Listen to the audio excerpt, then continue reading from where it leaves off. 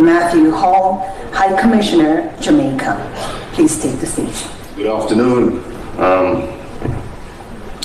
I think one thing you'll hear today is that you're going to find the most best of best beach in Cuba, best destination in Panama. I think everybody is contesting with bests. So I'm going to add to that list of bests because Jamaica, where I hail from, is a land of superlatives, known in the world for our legacy of excellence in sport as well as music.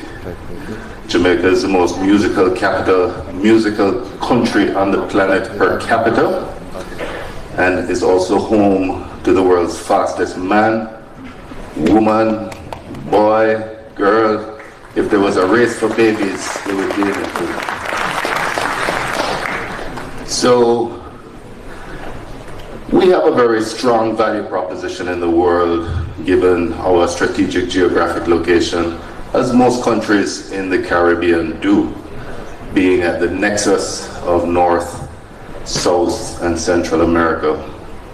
What sets Jamaica apart is the combination of this strategic geographic positioning with the endowment of an investor, business-friendly environment, replete with tremendous incentives, and of course, a very skilled, highly adaptable and capable human resource. And it's these that put us in a position to be a leading investment destination in the Caribbean and Latin America today. We are globally recognized as being ranked sixth globally in terms of starting a business. I believe you can start a business in Jamaica now in less than 48 hours, which is quite impressive.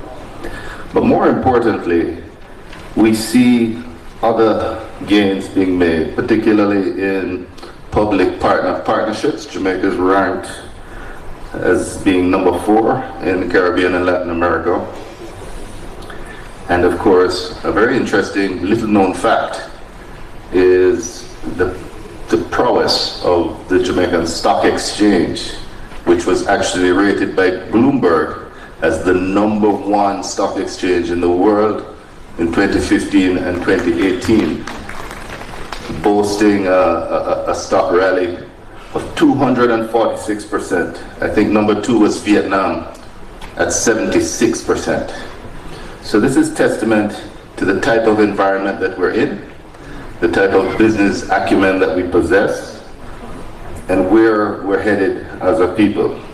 So in terms of the key strategic sectors for investment, we are focused in agribusiness, energy, creative industries, infrastructure, logistics, manufacturing, outsourcing, which of course BPO, and we're the leading BPO destination in the Caribbean, and tourism, which is where we see such great commonalities with Nagaland. We have so much in common in that regard. But I will say that I have to contest that claim about the world's hottest pepper. I think we're going to have a pepper Olympics. We're going to invite your pepper to come, because I do believe that that title is not held here. But like here, we have tremendous agricultural produce. There's something Darwinian when you put products on an island and they're left to grow and develop on their own. When you go to Jamaica, everything tastes different. And of course, we have some of the world's finest coffee, and I see through the corner of my eye my colleague from Panama, with whom I have a regular debate about who has the best coffee. I'm going to leave it to you to decide. You'll have to taste it. But here in Nagaland, you actually have tremendous potential with your coffee. So this brings me to talk about some of the areas of collaboration and cooperation that we could explore between Jamaica and Nagaland. Of course, Jamaica and India have a long-standing relationship spanning over 60 years of uninterrupted diplomatic relations. And interestingly, the Indian High Commissioner to Jamaica is from Nagaland. So of all the people here, all of my colleagues, I think we're the closest to Nagaland because we have that connection. So the areas of collaboration and cooperation that I would identify center primarily on tourism. Jamaica as a mature tourism destination has a tremendous amount of experience in promotion, in travel trade engagement, in branding development and placement. And so these are areas that we feel that we could lend some assistance to Nagaland in crafting a value proposition to diverse your tourism mix and to better engage the travel world. There are also areas of economic impact assessment. I hear a lot of talk about festivals. It's always good to apply an economic model to gauge the social and economic impact of an event. And so in this regard, we have fashioned some economic models that we use to determine the viability of an event, how much economic impact it's going to have, what is going to be the cost of the event to the economy and to the stakeholders, and finally, of course, which areas we should be pushing. There's also the matter of resilience, and this is an area where India is particularly strong, so much so that it is leading the globe on that front. And in Jamaica, we have fashioned the Center for Tourism Resilience, and this is an area, tourism is one of the fastest growing industries in the world, but it's also the most vulnerable. And this, you'll find, is something that we all need to work together to build resilience against potential shocks that we face. There are also areas of sport tourism and diversified. Nagaland, I find, to be particularly amenable to staging high-intensity sporting events, things like Ironman races, mega events that bring people from all over the world and give you the type of exposure that you need to grow as a tourism destination. And this is something we have a lot of experience in. I, in fact, have the honor of having written Jamaica's sport tourism policy. So this is something we're very strong in. Thank you. There's also the matter of tourism linkages. Tourism in general is a very diverse industry with multiple stakeholders, but there are often leakages of your revenue.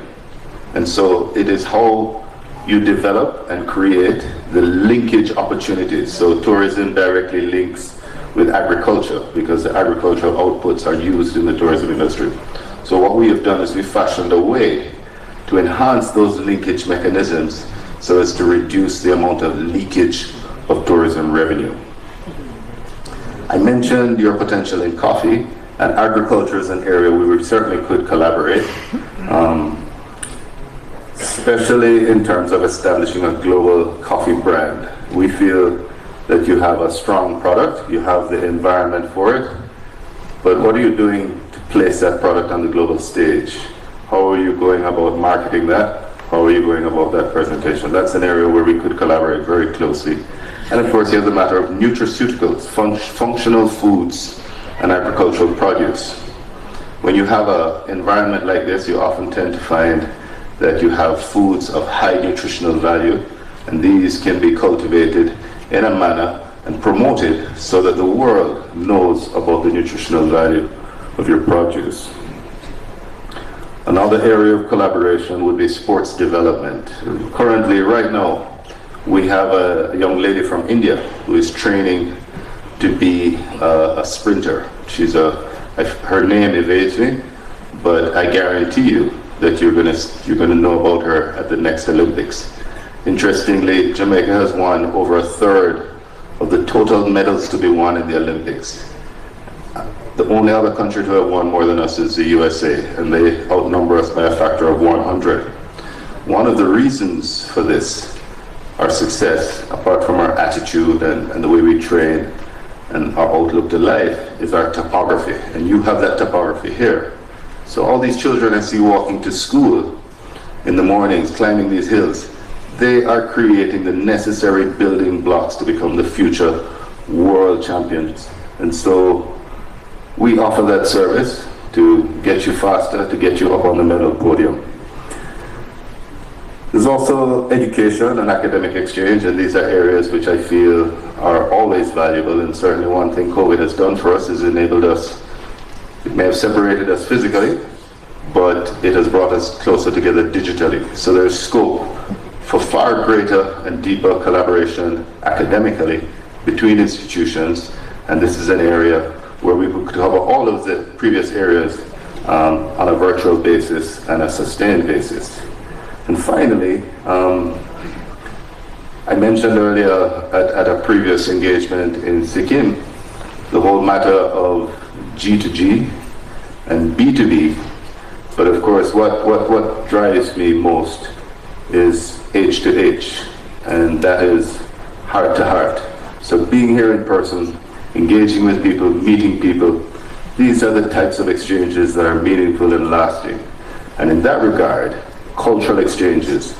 The cultural expose that was on show last night was nothing short of incredible. It is truly admirable.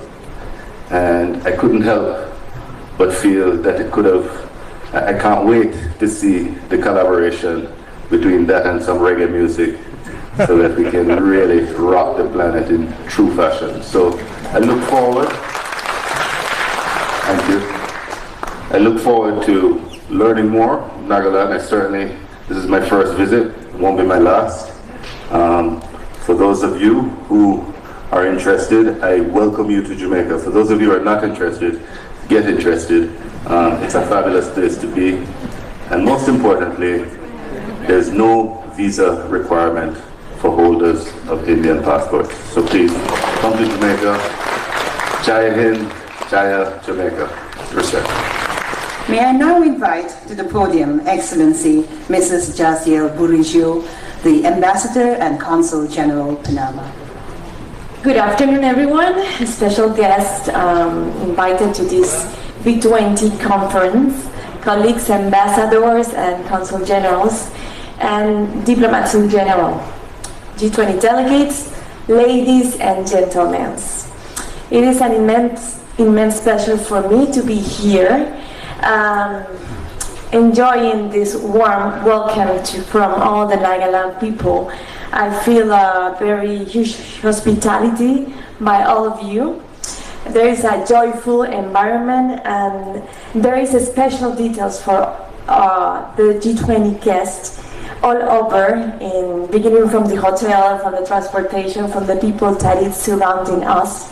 I feel very special, thanks for that. And also, I feel very commonly associated to what I feel in Panama.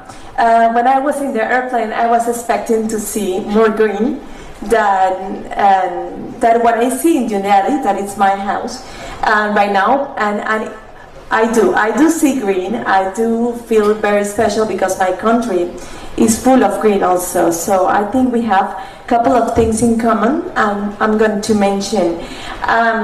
One of the things is that we are very small. Panama is the size of Assam, more or less. So you can have an idea.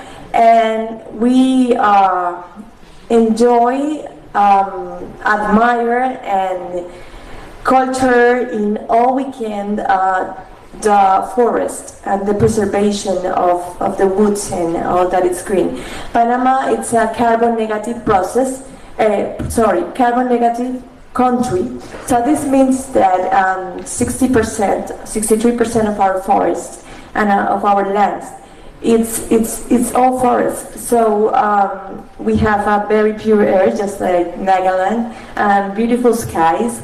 And we really try to work in the sustainable development in all the possible ways we can. We also are a country of low population. We are only 4 million people, and the most important thing is that we admire and have 7 groups of tribal people in Panama, which are very different from each other and have different dialects. And just like Nagaland, they have their own land.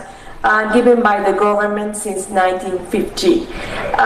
That make us a country that appreciate not only the forest but the tribal traditions. And an example of this is that just in my presentations I am always with my tribal kinds of textiles that we use in Panama to promote the admiration for our tribal population. So we also have things in agriculture very common. As I am listening to the other speakers, I can see that we also develop agriculture just like Nagaland, very similar products, except for the hottest Chile in the world, which I totally cannot compete with that. But we both like rice, we both like corn, and we are like high consumers of that. We produce a very good coffee, just like Jamaica, maybe better, as to say. But Jamaica have the best runners, for sure. And by the way, I really enjoy the coffee I just take recently. Like it's a very soft and delicious coffee, so congratulations, Nagaland, for that. And it's really good and organic. You can feel the fresher of the coffee. So let's talk about the opportunities after this. But before that, I'm going to mention some couple of things of Panama that you can get to know in your mind an idea of my country. Right now, 2 weeks ago, we, according to Bloomberg 2023 analysis, it reveals that we have a growth of 10.8% in Latin American economy. That means we are number one and two with Colombia, which is like the fastest economy in the region. Even though we are a very small country, we are very strong in logistics, which is our treasure with the Panama Canal, of course, that you might listen before. So we are a democratic, stable country in Latin America. We have the dollar currency. We enjoy of security, and as I mentioned before, we are very strong in everything that is logistics. So this means that any business you do in Panama, which is in the center of all the America continent, is a strategical location, allow such a easy way of doing business and transportation through all the continent from our unique country. So what are the opportunities after analyzing and listening to the speakers before? I think that in the Western, we are more conscious of what we are eating and the kind of food we are eating. We are also getting into the organic, but we are also beginning to analyze the ancestral grain products, which are the millets. And now India, it's important and it's on the spotlight worldwide. This year, because of the International Year of the Millet, India is hosting, and I heard that also Nagaland is producing millets.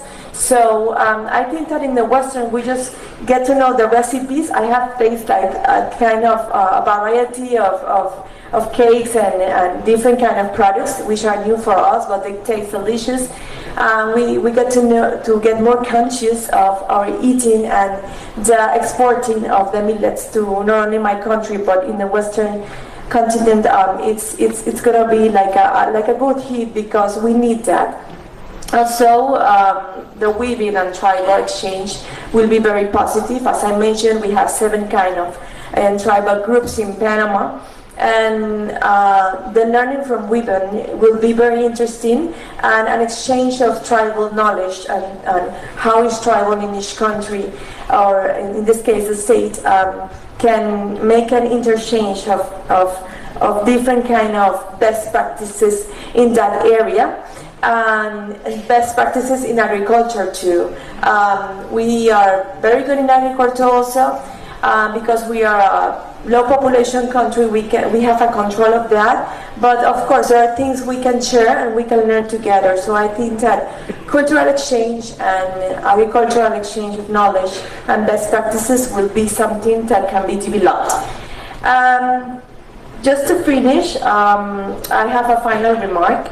I'm very impressed of yesterday's presentation and performance, and Nagaland is full of talent, and And of course, learning that you are a peace promoter after a history of things that's happened in the past, and now the main thing I get about Nagaland is the community spirit, and as the shield of Nagaland says, the unity. For me, it's very special that you have 17 kind of tribes being together in community, working together in unity. So I really congratulate this state because of that. I think you have to perceive and unite to accomplish the goals you have as a state.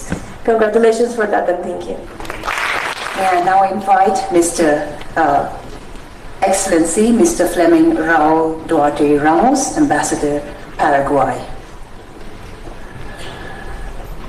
Apuni Balahase.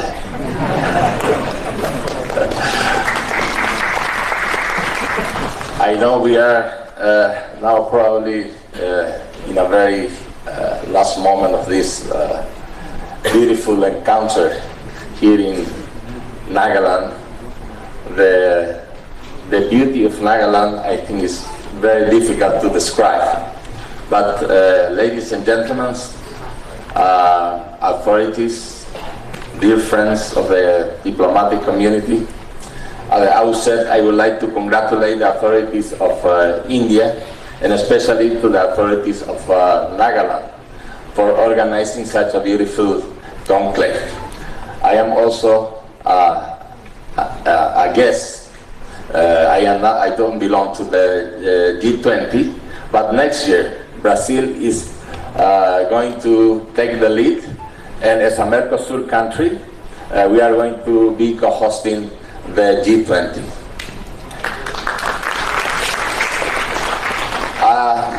As I say before, it's very difficult to describe the richness of cultural, skills and heritage of this beautiful state. We also have very many similarities between Nagaland and Paraguay.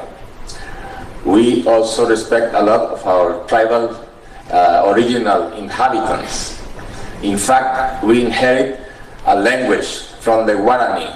We have two official languages, Spanish and Guarani, by constitution. So that is also a signal that we care about our native inhabitants. We respect them. They are very rich in culture also, musical and dancing and literature. Regarding agriculture, I cannot compete with the spices of the most hot chilies of the world, but I can compete with the sweetest sugar in the world, stevia. Stevia is originated in Paraguay. It's a natural sweetener, 0 calories, very good for diabetes and for health, of course.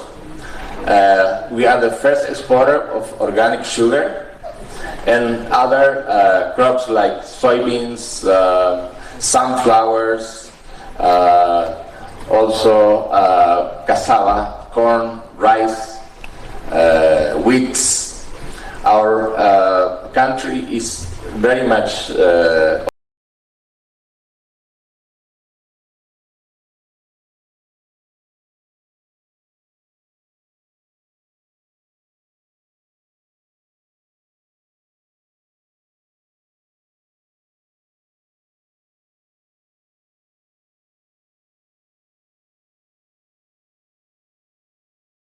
thousand megawatts. Is only comparative to the Chinese trigger guys hydel plant. We are also landlocked, but I like that word landlink. I think we are also landlink, and curiously enough, water is our most precious natural resource. We hold the most important aquifer water, sweet water aquifer in the world, the Guarani aquifer. We have several rivers and lakes. Actually, our main way of transportation is hydrovia that links the country to the ocean, to the Atlantic Ocean. Tourism, ecotourism is also growing very well. We have a memorandum of understanding with the government of India. My Minister of Tourism came before the pandemic to sign this memorandum, so we can also extend that kind of agreement with Nagaland. We organized a couple of tours to Paraguay. In that regard, we cover some costs of these tours, like transportation, accommodation to the country. So that also can be replicated with beautiful Nagaland. In conclusion, I would like also to stress, and thanks to the government of India, of the reciprocation of opening a new mission in Paraguay last year. His Excellency Ian Jai Shankar was in Asunción inaugurating this new mission. And we are increasing our relationship, people to people. We are working in the visa procedures in order to ease this visa requirement, especially for tourists and the business community. So collaboration can be summed up in these fields: agribusiness, also cattle raising. We are very famous in cattle raising. Actually, we are only 7.5 million inhabitants and 22 million cows. So I know in this part of India they like also good meat. We also have goats and sheep growing up. So we have plenty of field to collaborate in this area. Finally, cultural exchange. I believe that Nagaland is very strong in that field, and we can learn a lot of Nagaland in this regard. So I don't have any video to show you. I would like to show, but of course time is very short. So Paraguay, te ahibi.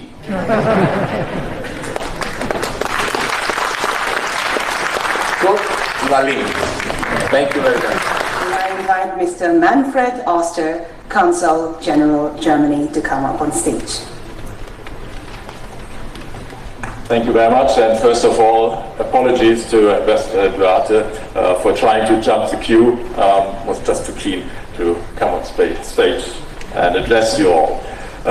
Excellencies, colleagues, ladies and gentlemen, I would, as apparently the only speaker from one of the G20 countries, other than the presidency, of course, I would like to use the opportunity to thank and congratulate our host country, India, and the host state, Nagaland, for organizing this G20 meeting here in Kohima. Thanks also to CII for organizing that. I think here and also with the other G20 meetings, you have done a very good job to reaching out to the northeast of India, something that my colleagues and I do appreciate very much, and I think it gives some of us a good opportunity to come here. The Honorable Chief Minister yesterday reminded us of the proud history and the geographical spread of Nagas, and that is something that fascinates me all the time. It is my second visit, and I'm really happy to be back in Nagaland. I first came here in December 2021 on the occasion of the Hornbill Festival, and I would like to really recommend that festival to all of my colleagues and all visitors from abroad in December. It is really mind-boggling. We will get a little taste of that probably this afternoon. But in 2021, unfortunately, that festival was cut short. It found a tragic ending with the killing of 14 civilians in Moon province by the blotched action of special forces. I think that the fact that the government of India is inviting us to Nagaland, despite of some ongoing demands from civil society that we could have read about today in the papers is a sign of the maturity of the Indian democracy. And it is really good that we are here and that we are reading and learning from the Nagas about the situation here and about the ongoing negotiations and about the will on all sides to find solutions for that. For us as Germany, it is clear that the rule of law has to prevail and that it is a very good basis for solving conflicts, probably the only basis for coming to lasting solutions. And that is the case everywhere, domestically, but also in international relations. In international relations, also in the ongoing Russian war of aggression against Ukraine, and that has to be resolved according to and in full respect of international law, including the UN Charter. I think our leaders have said it very well in the Bali Declaration. They said today's era must not be of war. That is something that we have to reach for. The B20 outreach to the Northeast is very valuable, as I said in the beginning, to show the opportunities. And in all our endeavors, and in all our cooperation, sustainability is key. Sustainability is also something that the G20 have enshrined in various declarations and in their programs. And after all, we all work for the implementation of the SDGs and the goals that the United Nations have set for 2030. We also see other crises, the climate crisis and the crisis of biodiversity. And here again, Nagaland is an example of where we see a huge biodiversity that is being protected. And we also see probably that climate change is not stopping at its borders. And then again, it shows us how this is all interlinked and how we have to work together for that. When it comes closer to the businesses that we have been introduced to today, I think what I take along is that in the sustainability elements we have talked about in the tourism sector, in the textile sector, we have also one of the sponsors, Eurocentric approach here, I guess, the Ecolastics as one of the sustainability partners, which are producing solutions that we can use in everyday life, and it is something that I also take along as a very important element for the future. I'm not going to go through all the elements that we have heard. We don't have the time for that. I'm simply saying it was a very enlightening one. I'm taking it back, and I'm sure that also my colleagues from the Diplomatic Corps are going to report back about the business opportunities here, and that we are trying to come forward with propositions, and that there will be a possibility of the B2B and also the G2B meetings later on today. Thank you very much for that. And last but not the least, may I now invite Mr. Matlub Ahmed, President, India-Bangladesh Chamber of Commerce and Industry. Bismillahirrahmanirrahim. I may be the last speaker among the foreign countries here, but we're the nearest to Nagaland. We have common border with Northeast. If we take a flight, we can reach Bangladesh in less than 40-45 minutes. If we take the road, we can reach the Bangladesh border in 8 to 10 hours. That's how near we are. So I'm here, I'll also make a very short presentation in the sense that I'll limit my discussion to the business opportunities between Bangladesh and the Nagaland. First of all, I must tell you, I have come here with an 11-member team, strong team from Bangladesh. So thank you for accompanying me. And we have been supported by Mr. Atikul Haq, the Honorable Minister Commercial in our Delhi Embassy. Thank you, Atik sir, to have come and supported us here. I must tell you that Bangladesh and India has a very good political and business relationship for a pretty long time. From the start of our nation, we are indebted to India for their support during our liberation war. with Pakistan. And today, if you look at Bangladesh, we have a lot of Indian investments. In fact, my company is partner for Tata Motors and Hero Motors. And we have almost all the big companies in Bangladesh investing there. Now, the reason for investing in Bangladesh is all of them make money.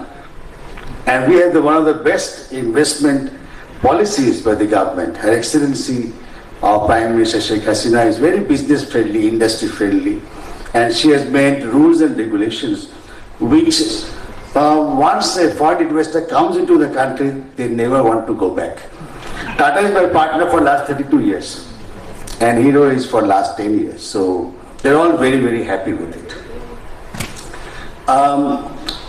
The way that I propose to states like Nagaland is to have a task force for building relationship for business and industry. I had a call on with the Honorable CM in the morning along with my delegation, and we have proposed to the government of Nagaland to create a task force for ensuring fast development of trade and investment and connectivity issues between Nagaland and Bangladesh. So we are, as you know, building our deep sea port in Chittagong, Matarbari, where the Honorable Prime Minister, His Excellency Modi Sahab, and the Japanese Prime Minister last week declared that this Matarbari deep sea port will be utilized for the economic development of the Northeast. And I requested His Excellency CM Yosa to declare before all the other Northeast states that Nagaland is ready to look into the prospects of using the Bangladesh deep sea port for connectivity. In fact, 8 years back, we had offered a bridge to be built between South Tripura and Bangladesh, the small river bridge, which has now linked the Tripura border with our Chittagong port only 72 kilometers. And that's going to happen. It's already on, and the railway connectivity is also being established so that the whole of Northeast can be connected between by the road and rail. I would like to say that this deep sea port will help Nagaland to increase their exports, have direct access to the world, and also import whatever they want through Bangladesh. The immediate doables between Nagaland and Bangladesh, I found that we can do immediate industries on medicine, herbal medicines, and we can make joint venture both in Bangladesh and Nagaland and have research amongst our two countries. The other thing that we can immediately import is spices like ginger, chili, cardamom. These are all required by Bangladesh. As you may know, we have almost 180 million people, 17 to 18 crore people. And so we need a lot of these spices. The rest of the food that will be offered from Nagaland. Thank you very much. Assalamu alaikum wa rahmatullah. Su alegría. Respira el bienestar y la seguridad en cada rincón de la isla.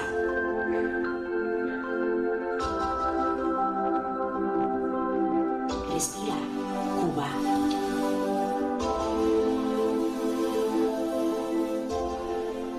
So you can take this video as a letter of invitation to Cuba. And once again, my gratitude to the government and people of Nagaland. Thank you very much. Invite Excellency Mr. Gudni Bragason, Ambassador Iceland, to come and share his thoughts. Excellencies, ladies and gentlemen, I'd like to thank the government of Nagaland for the invitation to visit this beautiful state, and the G20 and the CII for the initiative and organization of the whole trip, and for attending the conference here in Kohima. It is certainly exciting for me to visit this northeastern part of India, so different from other parts of the country I have visited, and certainly different from my country, Iceland. My country is surrounded by the ocean, with a beautiful but harsh nature, which can be brutal sometimes. But Nagaland is, as you know, all beauty and everything grows here. In spite of the huge difference in size and population, Iceland and India, Iceland and Nagaland have many things in common. As one of our poets put it, the heartbeat of the people is the same all over the world. And this applies to all of us. I'd like to highlight a few matters that we have in common. And firstly, the global cooperation on sustainability and creating a sustainable future for all according to the Sustainable Development Goals. We have directed our efforts to protect the natural resources of the ocean, fish stocks, and promote the utilization of renewable energy. Sustainable is largely organic by default. Though small in area and mostly hilly, there are a few interesting facts about some agri-produce of Nagaland, of which mention has been made by some speakers. Naga King chili is the hottest chili in the world. Malvom pineapple is one of the tastiest pineapples on this planet and 10 times sweeter than the regular pineapple variants found across India. The golden kiwi fruit of Noklak is sold in premium malls of Mumbai. Now let's go to the presentation. Agribusiness, opportunities and potential. Agenda 4 items. Agri-demography of Nagaland, new initiatives of Nagaland government, investable agri-commodities, infrastructure, investment opportunities in agri-NRI sector. State demographics, total geographical area 16,500 square kilometers, total population 20 lakhs. Agri-demographics, total farming household you can see. Now the cropped area is 2 lakh hectares. But there is double cropping for about 40,000 hectares, so the gross cropped area comes to around 2,45,000 hectares. Sector profile. Next. About 73% of the people in Nagaland are engaged in agri and allied activities. The larger areas under terraced rice cultivation and wet terraced rice cultivation fall in the perennial source valleys and foothills of the state. Traditional jhum or shifting cultivation is still in practice, wherein mixed cropping pattern is practiced, incorporating cereals, pulses, oilseeds, etc., using center of origin of some varieties and secondary center of origin of citrus, chili and maize, etc. Nagaland has 3 GI registered horticultural crops, the Naga Mircha, also known as Naga King chili, Naga tree tomato, and Naga sweet cucumber. Introduction of non-traditional crops with other activities has gained popularity in recent years. Beekeeping, fish farming, sericulture, livestock rearing, etc. Present objective: converting traditional agriculture from subsistence farming to commercial activity on an entrepreneurial mode. Investment opportunities, sectoral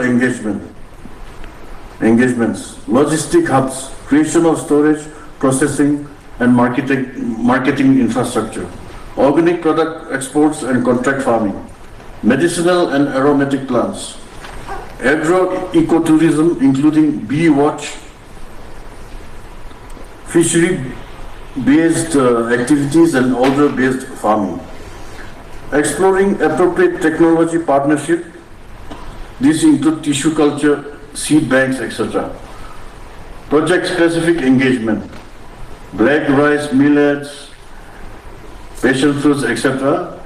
Value addition and processing. Floriculture, capital investment for production and marketing of biofertilizers.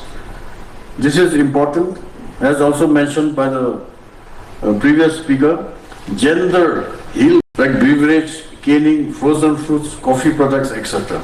Export of dehydrated products and pickles. Import requirements on technology consultancy services. ease of doing business.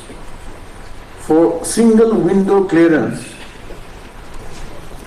Investment Promotion Agency is Investment and Development Authority of Nagaland, known by the acronym IDAN, IDAN. This has been set up for end-to-end investor to relevant government department engagement. Brochures of IDAN would be distributed here also and at Kisama Naga Heritage Village. Please catch hold of one. The phone numbers and email address of IDAN would be available there. Land banks, industrial parks to be set up. State government pursuing with Northeast Industrial Development Scheme needs NEIDS for various incentives. Thank you, sir. We appreciate your insights. On a light note, the way you advertised the pineapple, we could taste it, couldn't you? All right. That's an invitation for you to come back in the pineapple season as well. Ladies and gentlemen, as we move along, we would now like to hear from the private sector on their perspective on the core sectors under discussion here. I humbly request our distinguished speakers for this segment to keep your presentations under 8 minutes in the interest of time. Starting with the agriculture sector, I take the privilege to call upon Mr. Burgess Godrej, Executive Director, Godrej Agrovet Limited, for his presentation. Please give him. Itu pasti deh, benar. Ari, jangan loh.